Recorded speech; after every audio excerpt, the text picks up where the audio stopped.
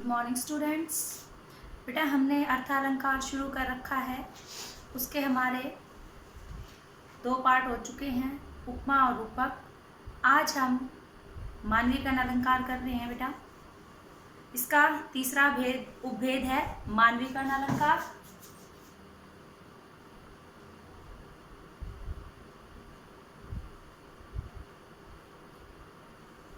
मानवीकरण अलंकार। अब बेटा मानवीकरण अलंकार का अर्थ, मानवीकरण का अर्थ होता है का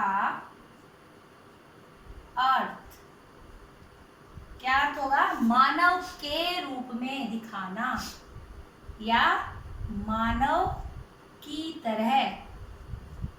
ठीक है, मानव की तरह या मानव रूप में दिखाना, मानवीकरण अलंकार। ठीक है, तो अब किसको दिखाएंगे मानव की तरह? जड़। परिभाषा क्या होगी इसकी?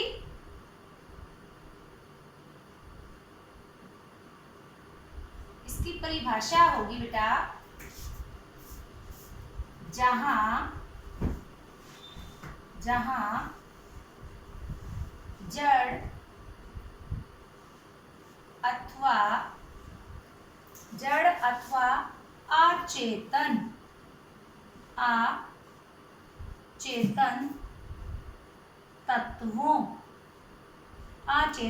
तत्वों को मानव की तरह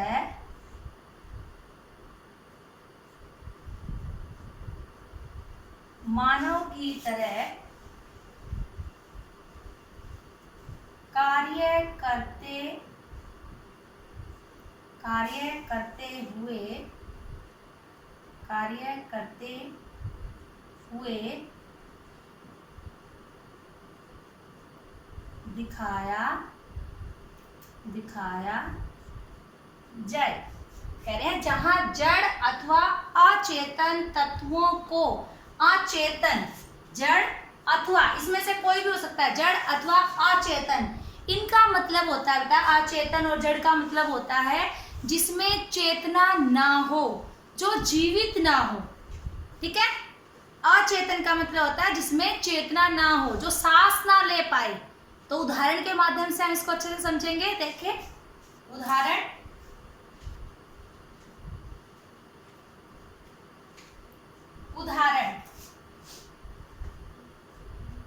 खड़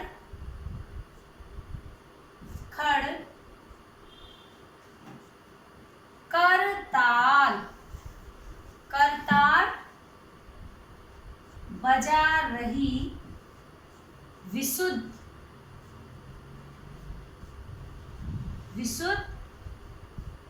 हवा। खड़ कर ताल, कर मतलब हाथ, ताल मतलब ताली। अब कौन बजाती हुई दिख रही है? हवा। आपने देखा है कभी हवा को ताली बजाते हुए? जब हम बहुत खुश होते हैं और खुशी के मारे हम क्या करते हैं? ताली बजाना शुरू कर देते हैं। उसी प्रकार से जब तेज हवा चलती है और हवा चलने पर खिड़कियों की आवाज आती है, खड़ खड़ की, दरवाजों की, किसी भी चीज की आवाज आती है खड़ खड़ की, तो लगता है ऐसे कि हवा बहुत खुश है और खुशी के साथ अपने हाथों से ताली बजा रही है। तो बेटा इसका स्पष्टीकरण क्या करेंगे? इसका स्पष्टीकरण होगा,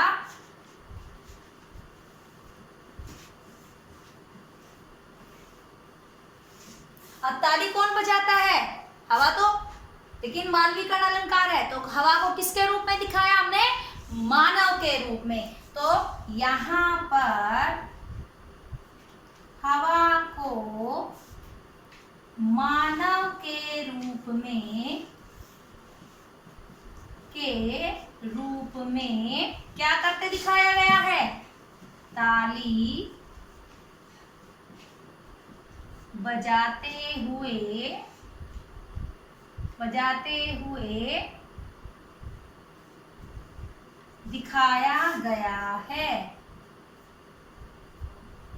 दिखाया गया है।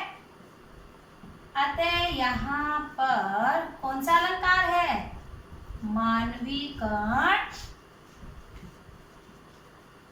अलंकार है ना। बिल्कुल बिल्कुल आसान अलंकार है ना। मानवीकरण, जैसे नाम से हमें पता चलता है कि मानव के रूप में दिखाना। किसे दिखाना? जड़ अथवा अचेतन तत्वों को। यहाँ पर खड़ खड़ करताल, ताली कौन बजाता है? मनुष्य।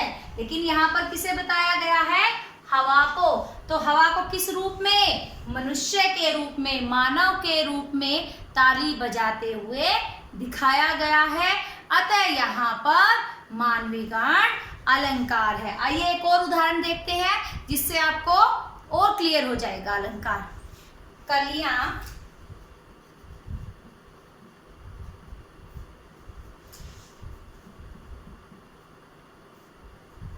कलियां दरवाजे खोल खोल के, कलियां दरवाजे खोल खोल कर जब झुरमुट में मुस्काती हैं, झुरमुट में मुस्काती है। तो बेटा इसका भी ऐसे ही होगा स्पष्टीकरण। किसको? अब मुस्कुराने का कार्य किसका है? मानव का।